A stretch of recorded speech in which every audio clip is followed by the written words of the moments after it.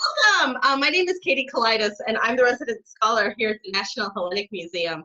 And today, I'm with Mike Larson, who I am self-isolating with in lovely Los Angeles, California. And he's agreed to join me to try to recreate a really popular Cuisina event. Cuisina is a celebration of Greek food, wine, and culture that's held every year at the National Hellenic Museum. And wine tasting is always very popular.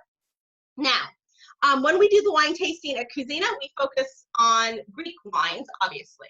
Today, we're going to do something a little bit different. We're going to look at the influence of Greek wine culture on winemaking around the world, and the ways in which ancient Greek wine culture survives in the wine industry around the world today. So, what wines are we going to try today, Mike? We're going to do two Greek wines. He doesn't know. He didn't make the presentation. So we're going to do two Greek wines. We're going to do an Aristico and Hermes Greek Red. We're going to talk about the Greek varietal that's made from. These are two wines that are becoming really popular, Greek wines that are becoming really popular on the international market. And then we're going to try an Italian wine and a French wine. I think most Americans, when they think about good wine, they think about French wine and Italian wine. The reason we brought along our resident Frenchman here to pull it, so. There we go. So we're going to try a wine from Sicily, which was Caleo Nero d'Avloa Terra Siciliana. My Italian pronunciation is bad these days. And then we're going to do a French rosé, great for summertime, from the Domaine de Bendal, Blos de Côte de Provence. And the thing we'll learn that's very important is both Sicily and Provence, where these French and Italian wines came from, were Greek colonies. Okay, you might say, I don't want to do Italian and French wine. You were promised Greek wine, right? He was. He was promised Greek wine. That's why I said, I have Greek wine for you to drink. Well, here's the thing. Greek winemaking culture is one of the oldest in the world. And Greece was the first winemaking culture to be aggressively international. And so when we talk about the global wine culture, even the modern global wine culture, what we're really talking about is the influence that ancient Greek culture had on cultures all over the world. So this is another place where I grew up with Mike. So we're going to tell him again the ways in which the Greeks invented everything, including wine. I mean, you know, it all goes back to Greece. It all goes back to Greece. So there you go. So, where did Greek wine begin? If you come to Cuisina, I promise to give you a longer spiel about this. But Greeks, archaeologists tell us the Greeks have probably been producing wine for about 6,500 years. So way back, really in the early mid-Neolithic period, so the late New Stone Age. It's been going on for a long time. The Georgians, not southern United States, but the Caucasus region, the Georgians had probably been doing it for about 500 years before.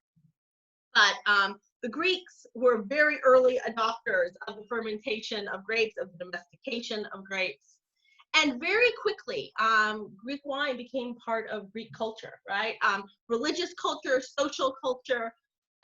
It wouldn't have been much different. The role of wine in a person's life wouldn't have been much different for someone living in classical Athens than it was for me growing up in a Greek American community in the 1990s in Colorado.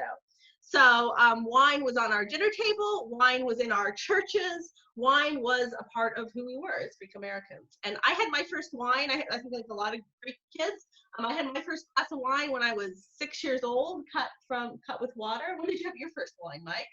In your not Greek home? It had been at least maybe 16, 17. So later. Later, right? We were not big wine drinkers in our Swedish-Irish family. So, and we're going to talk about that. We're going to talk about the displacement of wine and then beer coming back. So, okay, so our first wine is a Greek wine. So this is Astiriko. It's from the Greek. I'll pour for you first, person. It's from the island of Santorini. If you look in the lower, I think, right quadrant of your screen, you'll see the little baskets that it's grown in. Have you been to Santorini, Mike? I have not. Not been to Santorini. Have you been to Greece? I have been to Greece, but only for a short, very period of time. Okay. So. And his brother, who's also my childhood friend, has never been to Greece. So when we're allowed to travel again, we're going to Greece. I'm in Santorini. Kalamos said, the Greek Isles are the Greek Isles for a reason. Exactly. Let's see if this wine measures up. So Santorini is a volcanic island. Greece is very volcanic. There's earthquakes in Greece. And Santorini was created out of volcanic ash. And so the wine is very acidic, right? The wine that comes from Santorini, that comes out of the earth in Santorini, is going to be very acidic. So you're going to taste a lot of sort of acidic and peppery flavors here. Okay?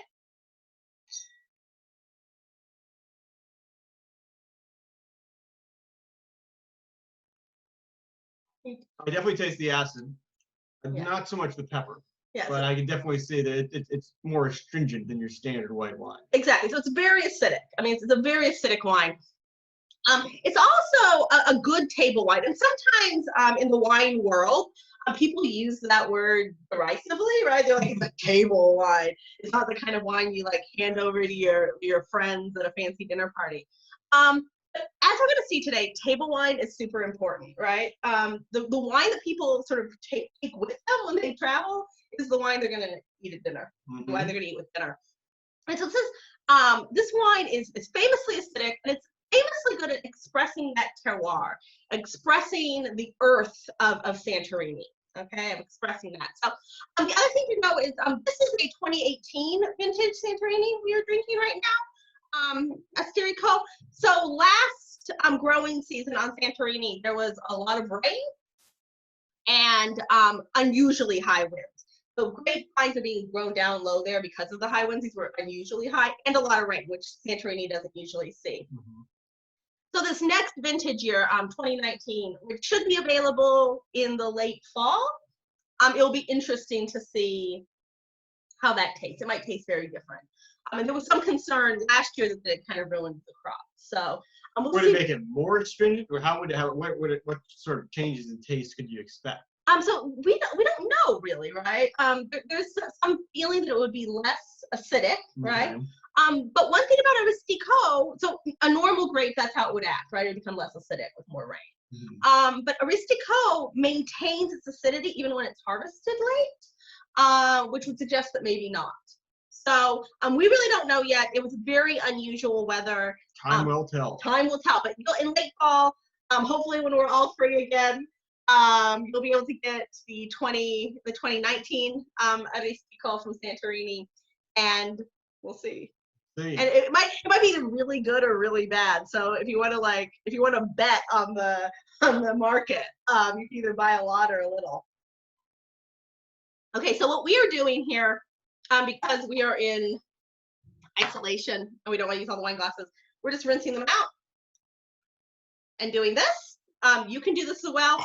A lot of really like fancy sommeliers who aren't me will probably not agree with that method, but it's perfectly fine. The other thing we're doing to cleanse our palates, we are using a mozzarella, a soft mozzarella, to do the palate cleansing. I just chose mozzarella because it goes with all the wines we're using. So there you go. Okay. The second Greek wine we're going to do, and the last Greek wine we're going to do, is this Hermes Greek red. It is made, I'm going to pour yours first again. Naturally. It is made from the Aios Yorgos grape, which is St. George. As you know, my papu was George, so that's good. The guy taught me how to drink wine as well. And here's to Papu George. Here's to Papu George. He'd be sick with himself. He'd be over-thrilled that I was working for a Greek museum, so he'd be very happy about this. This varietal, so we call it St. George, George's grape today, but in ancient times it was actually called the fruit of Dionysus. This is a very ancient varietal, and for a long, long time it just was a local varietal. It's something people grew in their like home vineyards, right? Throughout the Peloponnese, but mainly in Naima. Do you know what famous thing happened at Naima every year in antiquity? I did not. The Olympics. The Olympics happened at Naima, not every year, every 4 years. The ancient, if you look at the left-hand corner of your screen, you'll see the ancient Olympic field at Naima, there in the Peloponnese. But this grape, which is grown largely in that region, though now today it's grown all over Greece, was really seen as a sort of local peasant wine, right? It is really starting to have a place on the international market.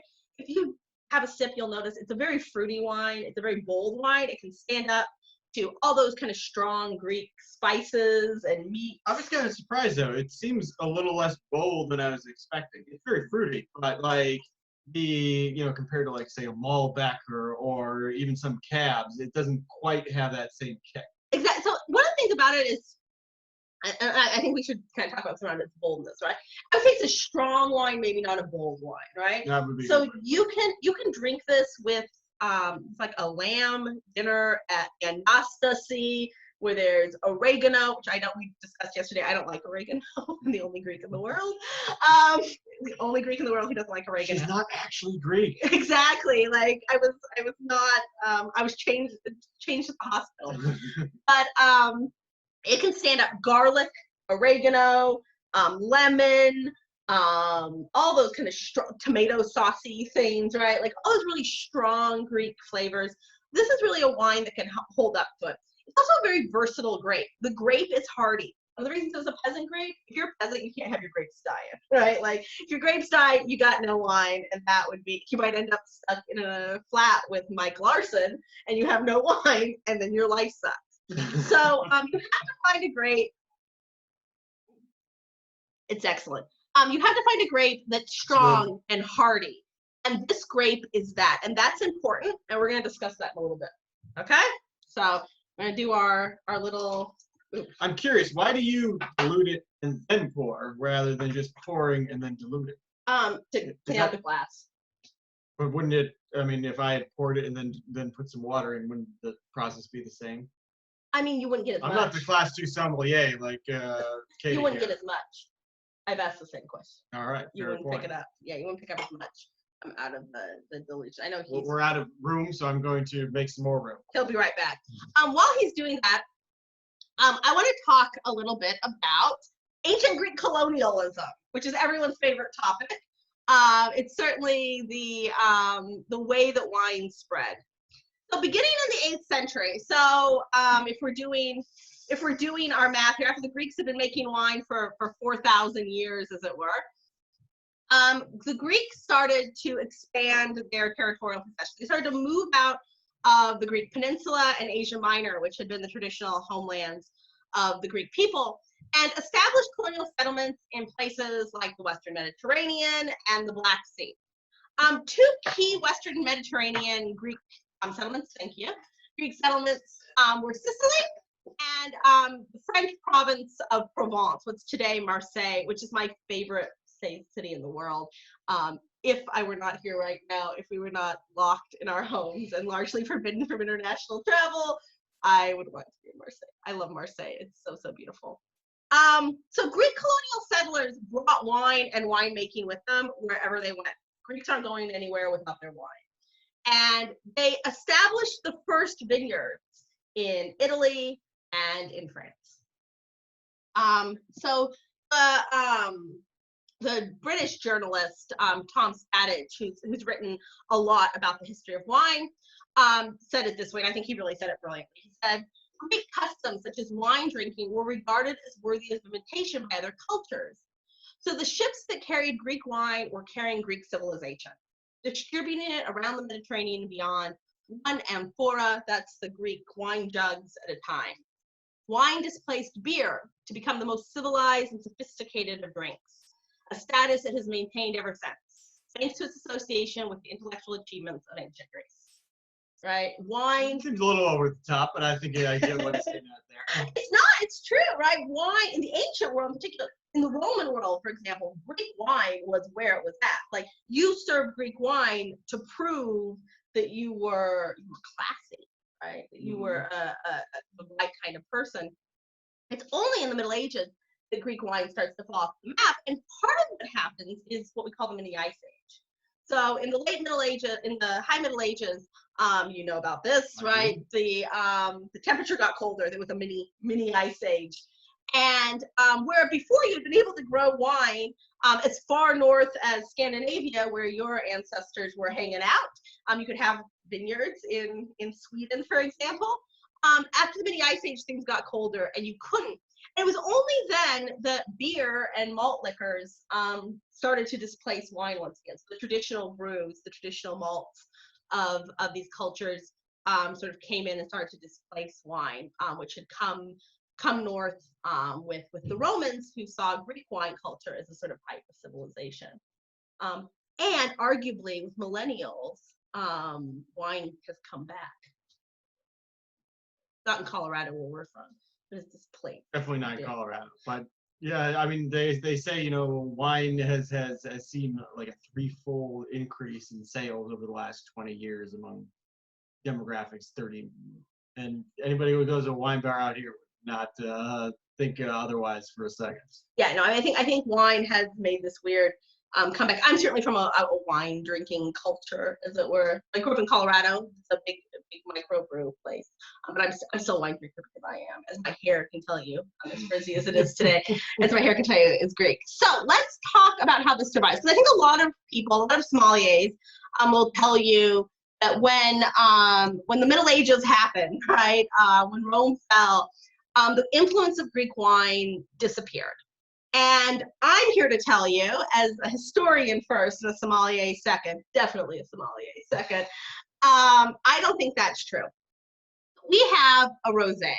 Now, I know a lot of people don't like rosés, and I believe I'm not one of them. Your brother teases me for drinking rosé all day. Rosé all day. This is Côte de Provence.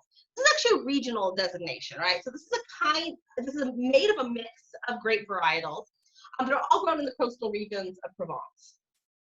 And how do you make a rosé? You make a rosé by taking red grapes and treating them like they're white grapes. That's how you make a rosé.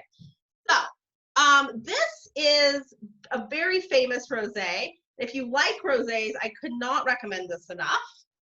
Okay. This has a very strong lemon undercurrent, and the grapes are mixed with the intention of recreating acidity, right? Of making it acidic.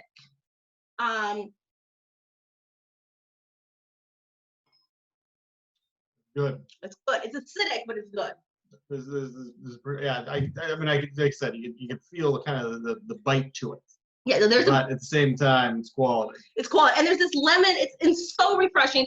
This is my favorite summer wine. If we're still trapped here in a month and a half, we're gonna be drinking this out on the patio we are trapped with. But this is a really great wine.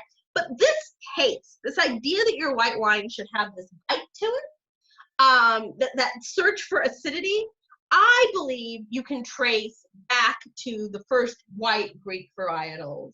Well, I was just mentioning, it reminds me that bite from the white that we had before from Santorini there. So that's what it is. I mean, that's why I explained that down to part. That's what it is, right? Like that is that flavor profile that survives. And we see this in writing about wine. There's tons of writing about wine. You could really go down that rabbit hole. See this in writing about wine from Rome on down. People seeking out that acidity. And early on, when people kind of knew where it came from, people saying they wanted the acidity like the volcanic earth of Greece. So very famously, Pliny the Elder, the great Roman historian and chronicler and natural philosopher, said this. But even into the Middle Ages, people are like, oh, how do we make our wine taste like the volcanoes of Greece? And that definitely is that, I think. The cheers, this is the good stuff. This is the good stuff. That is good. We'll have more of that later when I'm not technically working. Okay. Now, we've seen it with white wine. We're going to try it once more with red wine. We're similar thing. So, there is a very famous, today famous Sicilian grape, not Sicilian Greek. That would be my paternal grandfather, actually, which is Nero d'Avola. And it's the most important and ancient varietal in Sicily. Once again, like that St. George's grape, It was widely through most of the 19th and into the 20th century considered a peasant grape. And what are we learning about peasant grapes? That they are quite strong. They're quite strong, and they're the good stuff, right? Peasant grapes are versatile. They are they work for everything. They're tough grapes. And this, if you go ahead and try this, you're gonna see a very fruity wine. Some people even called it jammy. Jammy wines. You're also gonna see a wine that has really started to play on the international market. Oh, you drank without cheersing me. I did. I jumped the gun here. There we go. I was very keen to know what a jammy wine tastes like. I can tell it's quite full bodied. Like it's got a much thicker consistency than jammy, almost. Yeah, almost jammy. I mean, where's my peanut butter? Exactly. No, so this is a really fruity wine. It's meant to hold up. Now, there have been some really great genetic studies of wine that have come out in recent years. We knew this was an ancient grape. There is good evidence, so not solid evidence, that this grape, meaning quite skeptical. No, solid evidence. This grape is descended from the original grapes brought by Greek colonizers to Sicily in the 8th century BCE, which, to give you some context, for those of you who don't immediately go, oh, the 8th century BCE, I know that. To give you some context, that is the time of Homer. So Homer was like walking around like a guy that you could like call up and be like, hey, Homer, can you come work for me? Those grapes arrived, and their ancestors are what you're drinking. And their descendants Rome was just a village. A village at this point. Rome was a village ruled by Etruscan kings. And old Romulus and Remus, they hadn't even found their wolves yet. Exactly. And these grapes showed up in Sicily. And they were kept alive really by peasants because they understood the versatility of this wine, and they understood the sort of usefulness of this grape.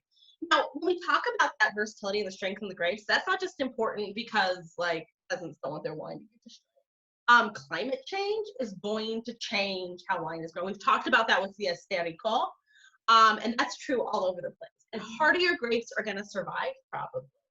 And the Greeks kind of gave that to us. They understood the need for these grapes that were hardy, that were reliant, that were versatile, that couldn't be fragile and sort of, and indigenous Greek wine today is that way. These are hardy grapes. The grapes are going to survive. And so my guess is that Greek wine culture has not seen its last as a major influence on others. And I have some proof for you.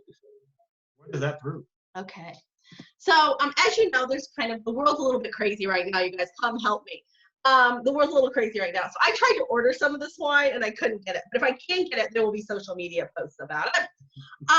Beginning about a decade ago, New World winemakers, New World viniculturists started planting the Estérico in their New World vineyards.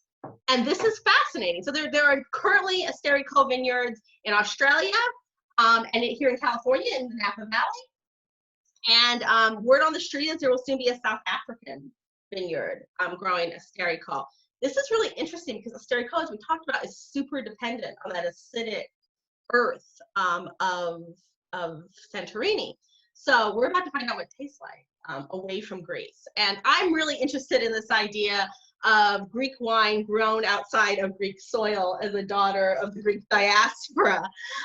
So if you enjoyed this, which I'm sure you enjoyed it. I most certainly did. I think Napoleon, despite his French hauteur, actually thought quite highly of it. We enjoyed this. So if you enjoyed it, let us know. And I would love to do a whole presentation that just looks at those Greek wines grown in foreign soil. Because I think it has resonance for the museum. And I also think it's a really interesting thing to talk about in terms of wine. Okay? So thank you so much. Thank you for bearing with us at the National Hellenic Museum as we make this transition to a digital and virtual world. Hopefully you enjoyed this event. Let us know in the comments. I would love to do more wine events with you and other things. Keep an eye on our social media. Take care of yourselves, and of course, stay safe in this very weird world we are currently living in. Bye bye.